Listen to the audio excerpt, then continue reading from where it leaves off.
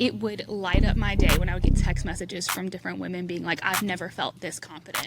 I see you as someone who is not giving up, someone who's enduring, someone who has endured. My pregnancy with Indy started off rough. I thought I was miscarrying. It was kind of a rough couple weeks. We found something in her heart. We don't really know what it is, but we want you to come back to maternal fetal medicine, reevaluate everything.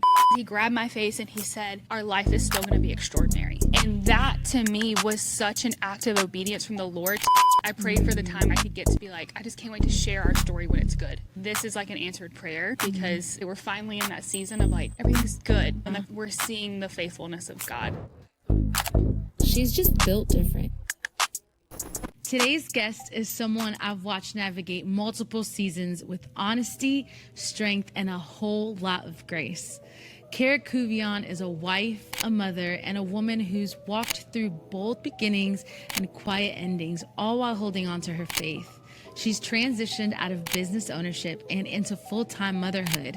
And through it all, she's chosen to show up with authenticity.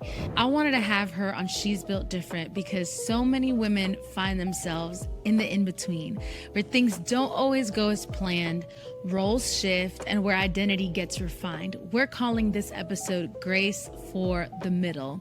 And I truly believe Cara's story will remind you that even when things feel messy or undefined, God is still writing something beautiful. Cara, thank you so much for joining me on the podcast. I'm really excited that you're here.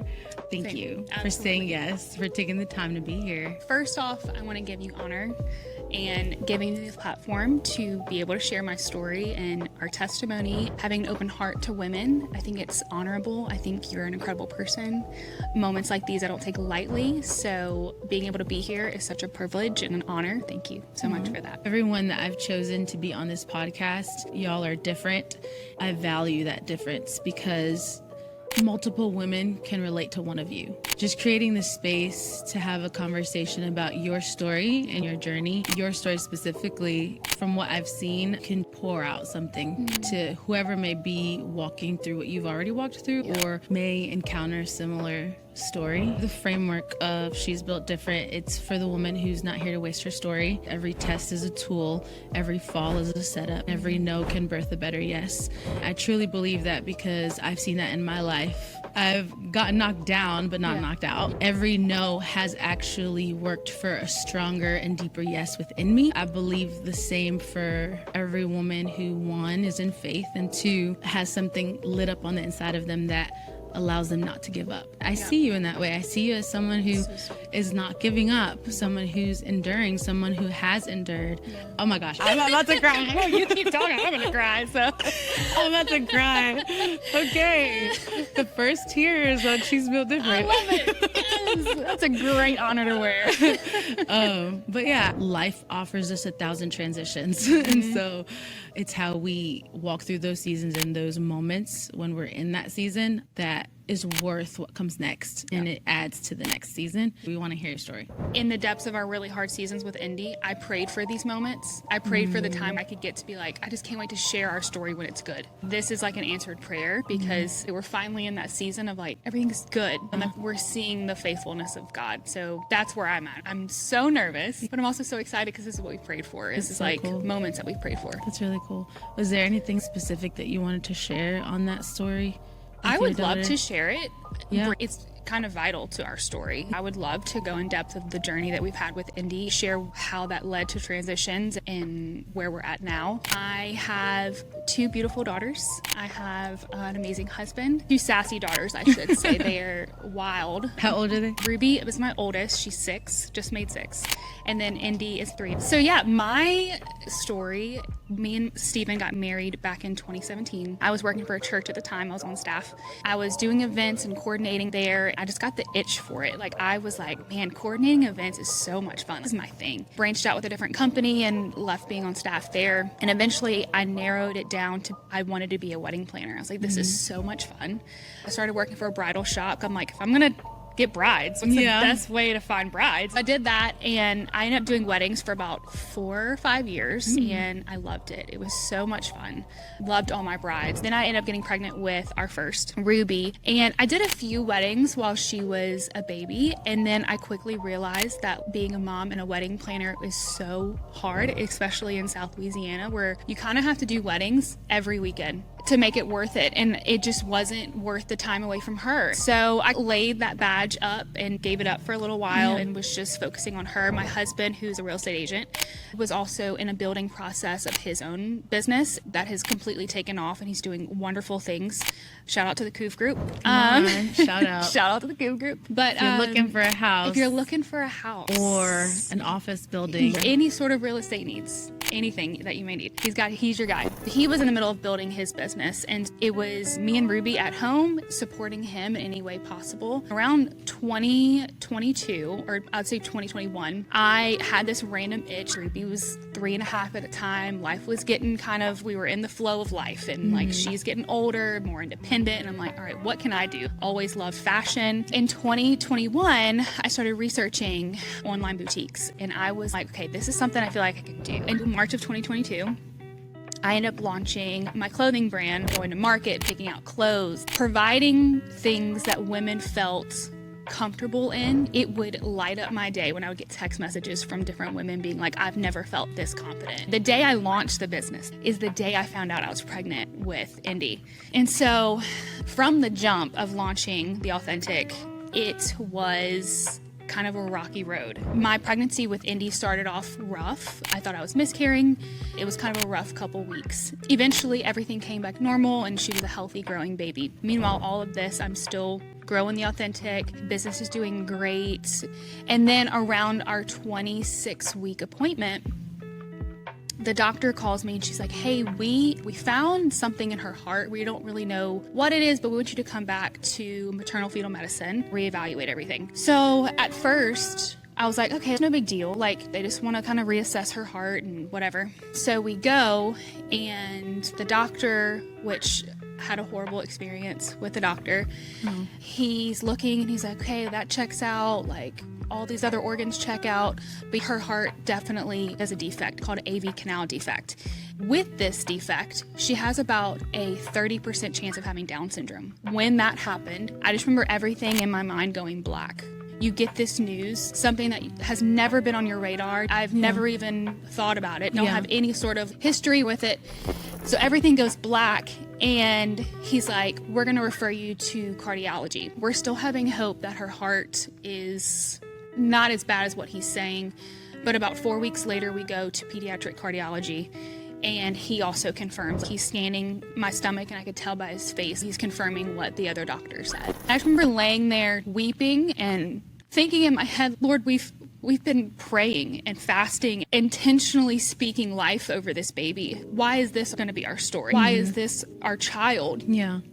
So we go into his office, and he's like, if she's going to have a heart defect, this is a great one to have. Weird thing to say, but I get what he means. He's like, she's going to need surgery, either 4, 6, or a year old. And that is all just going to determine whenever she's born and how she handles life outside the womb. We got genetic testing back from maternal fetal medicine, and she had a 50% chance of having Down syndrome. And so we really still didn't know. Like, my OB even was like, we really won't know if she has Down syndrome until she's born. That's just, sometimes those tests aren't accurate at all. She was born 5 weeks early. It was literally all within a matter of an hour. We were on our way to church. I told Steven, I was like, hey, I don't feel right. I think we should go home. And so we ended up turning around, going home. He took Ruby to the park because I was just in a lot of pain. I call him and I'm like, we need to go to the hospital. And so we get to the hospital, and she was born an hour from the moment of us pulling into the parking lot. Oh gosh. So it was just mad chaos. And then she had to be born in the OR because my doctor also told me that she possibly could need resuscitation if something went wrong. It was like a whirlwind of emotions. The doctor that delivered her looked at me and goes, oh, I don't think she has Down syndrome.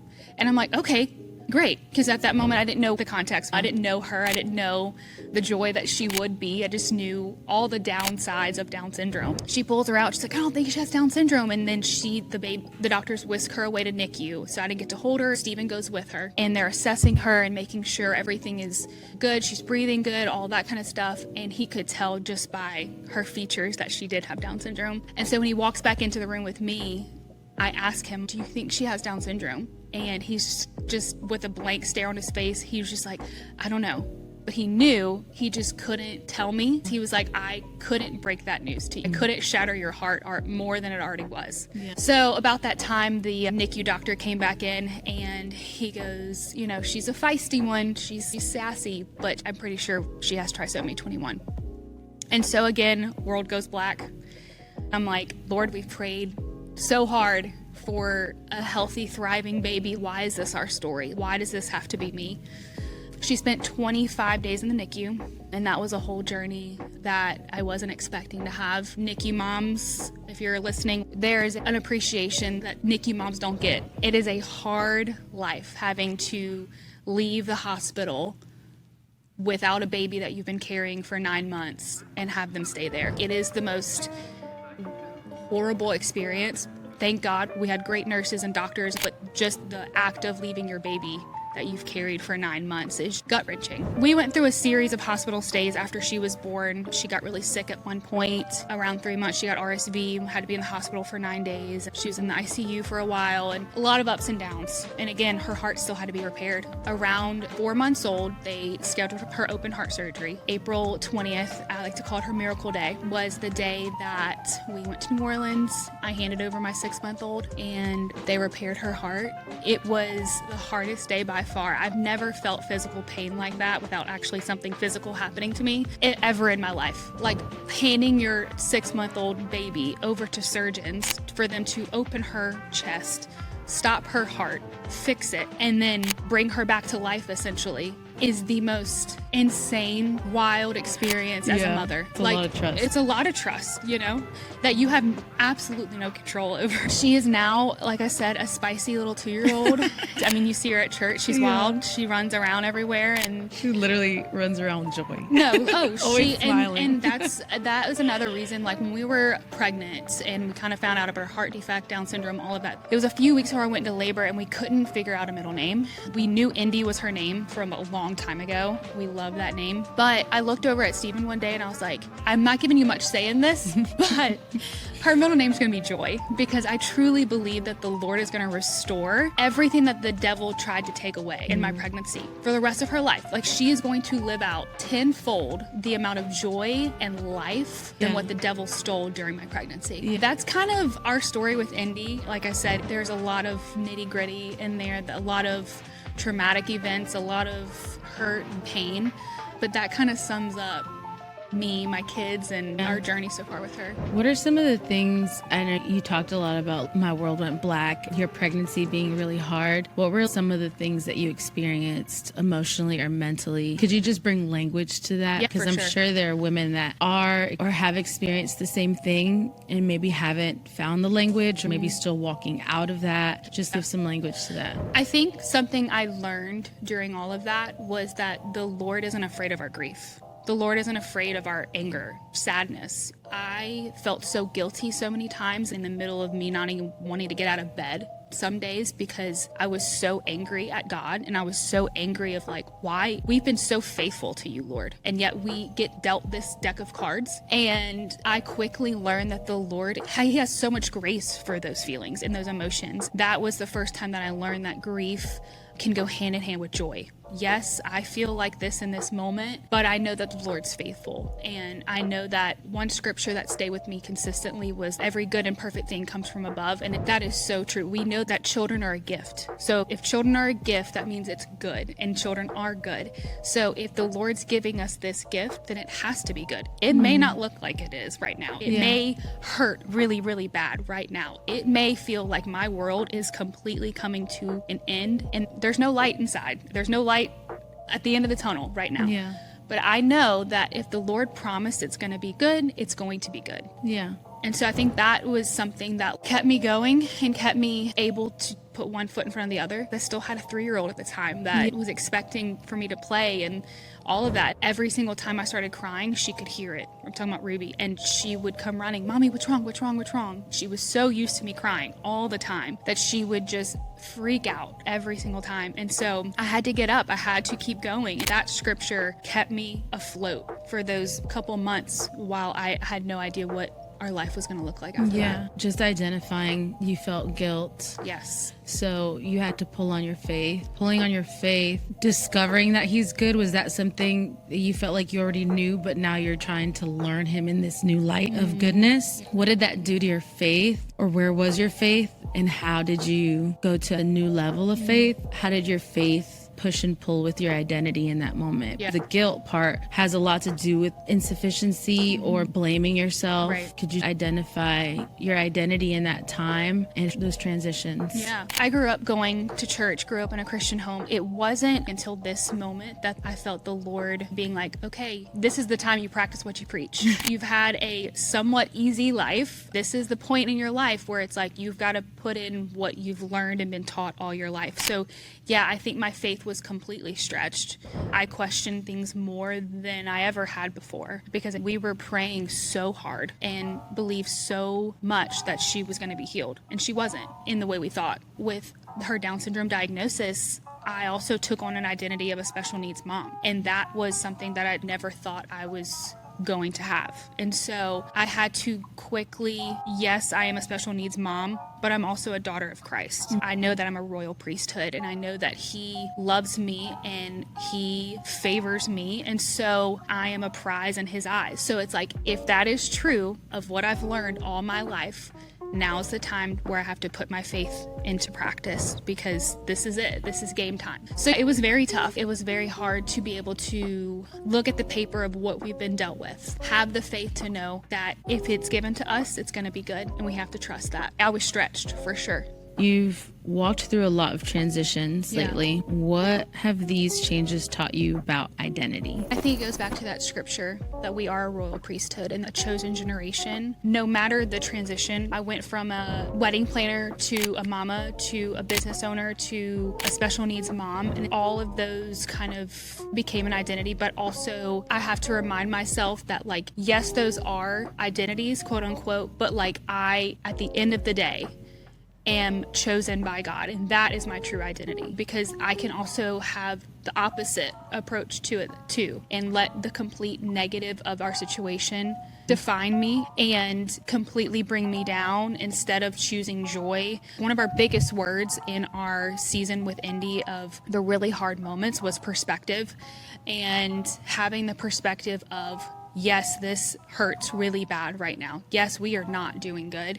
Yes, we are crying day in, day out, pleading with God. However, it could be worse. It could be, she could have had a way worse heart defect and not survived. We were given the odds of 50-50 survival with her. So the perspective of, yes, this is a really hurtful situation, but we are going to choose life. We are going to choose joy. We are going to choose that this hurts really bad, but we're going to keep pressing forward. So I think identity can go both ways, in sense of we can choose to let the situation of the hurt and the negative completely captivate us and we take on that identity, or we can take on the identity of, no, I'm a chosen priesthood. I am chosen by God. I know that this situation is really hard, but it is going to be good.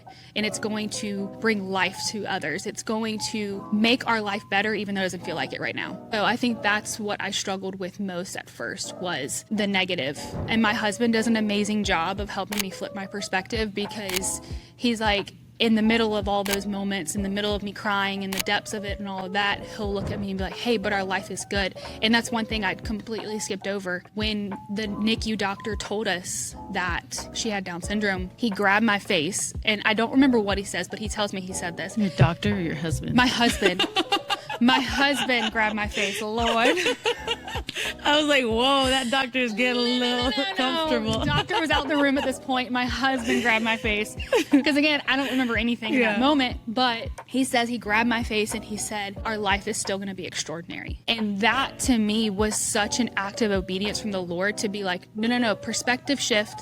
You got the worst news of your life that you thought at the time, but our life is still going to be extraordinary. That diagnosis, that identity that was placed on my daughter, that's not going to define our life. Our life is still going to be extraordinary because that's what we're called to live, you know? I think that's such a perspective to have. A lot of people, they fall into what's handed to them and allow that to define them instead of shifting perspective. There's power in that, in what we see, how we see, and how we choose to walk out our lives. I was going to ask, what part did Stephen play in that season of your life? Because when you're going through that, I assume that the go-to is to isolate, is to just sulk. For sure. Yeah, Stephen,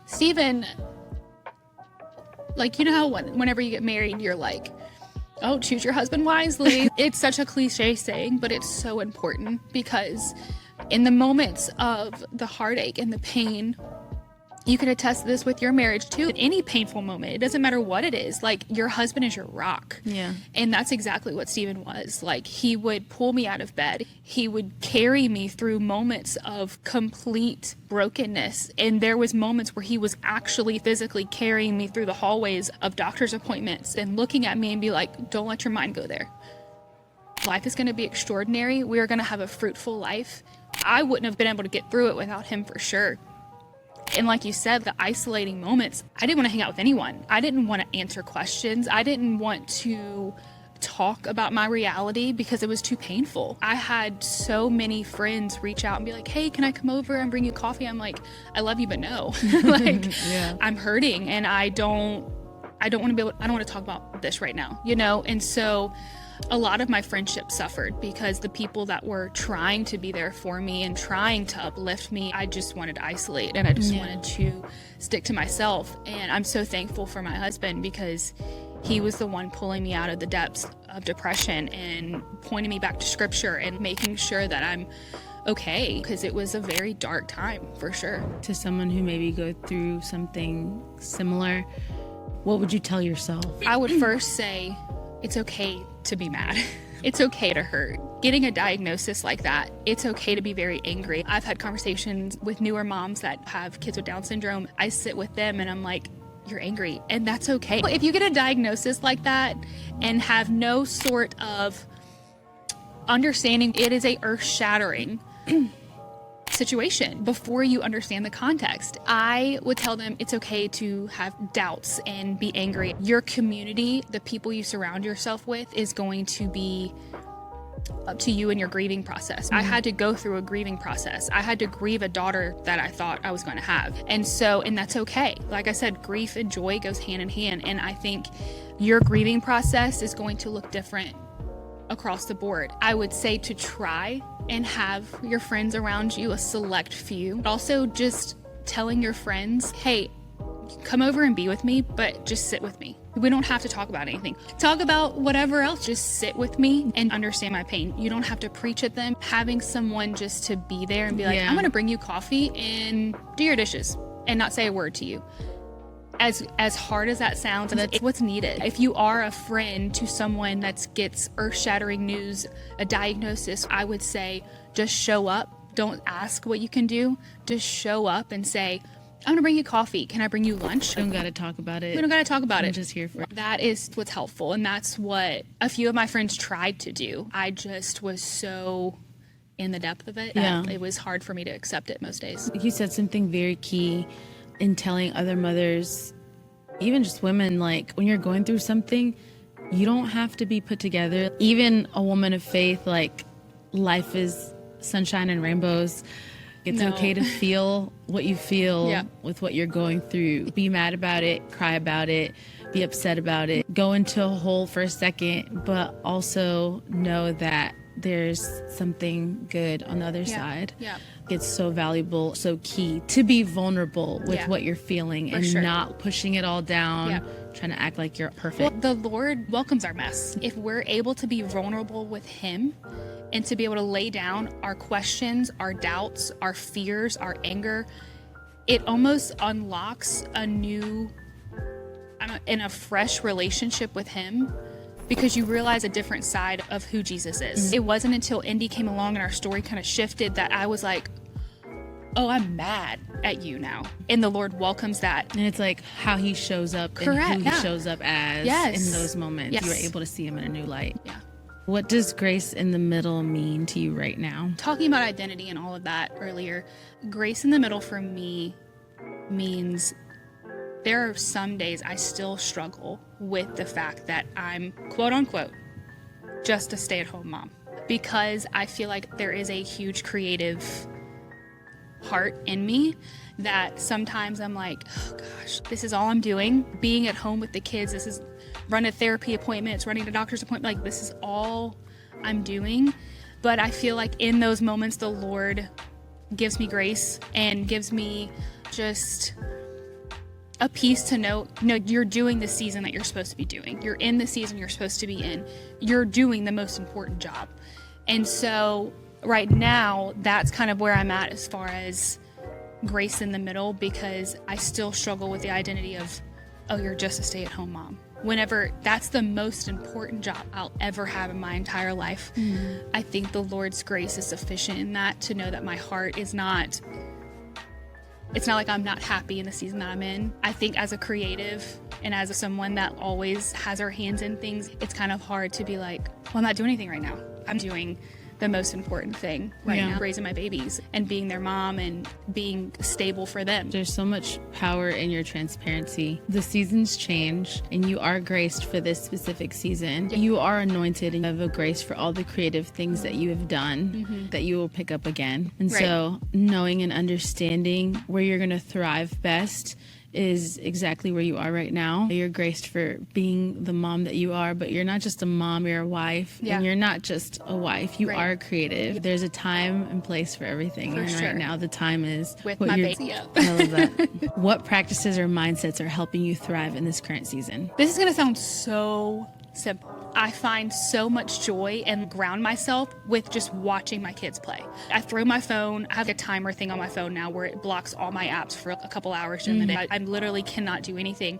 And I watch them play. I watch them interact. And sometimes I'll burst out in tears because it grounds me. I'm like, this is why I'm here. I will never get that silly little moment they just had ever again in my life. And I got to watch it because I was present with them. Practicing being intentional with my children and watching them, not just like, oh yeah, y'all are playing with Barbies, like genuinely watching how my children do certain things grounds me. Thank you, Lord, for these moments that I'll never get back. Like you said, I can always pick up wedding planning again. I can always pick up starting a clothing brand and doing that again. I will never get today's date, I don't know what it is, with my children, the exact moment with my children ever again. They are as little as they're ever going to be right now. Watching them, being intentional with my time with them is such an easy practice for me. This is why I'm here. This is why I'm doing what I'm doing and being with them. You're being present. Yeah. That's what you're doing. Your mindset and your perspective is just enjoying and being present in the moment. And getting the joy from the moment. I love that. What boundaries or redirections have protected your peace?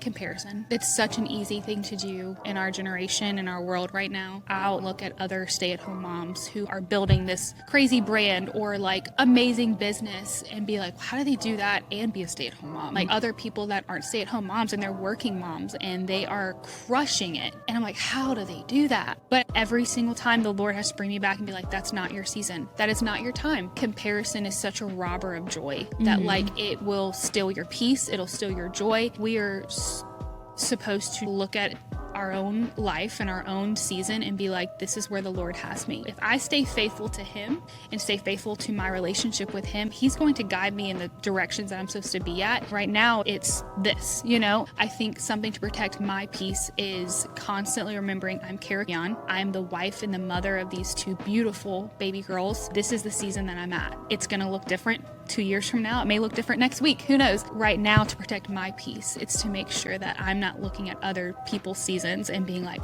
wow, I want that. When it's like, no, the Lord has me here. This is my season. Embrace it. Yeah. Your baby was diagnosed. You did pray and you did fast. You got that no, but that doesn't mean that no is not going to be a yes later. 100%. Also, even if not, yes, God is still good, but she is still purposed. She's still, Yeah. I'm glad we went back to this because that is I'm such an advocate for that now. While it hurt so bad and it was so unexpected, she is our greatest. We always say this. Indy is such a thing we never knew we needed. Like, she is such a joy and such a, like, I could go on. She's the greatest gift. Both of my girls are the greatest gift that I've ever received. But Indy is just so unexpected. I tell everybody, I'm like, I truly feel like we have it wrong. Like, we're the ones with the missing chromosome instead of Indy, even though she has multiple, because I think the Lord gave me a glimpse of what heaven's going to be like with her. You know, because she lives life unapologetically. She doesn't care if you're a stranger. She's going to walk over to you, hug you, possibly kiss you. Like, she doesn't care. In the community that I've been introduced to now with the Down syndrome community, every single individual lives their life to the fullest and to the capacity that I feel like the Lord has called us to live. Her diagnosis was very hard to process, but she is the greatest definition of when the Lord closes one door, he opens another one. I feel like he closed that door, but he opened 15 million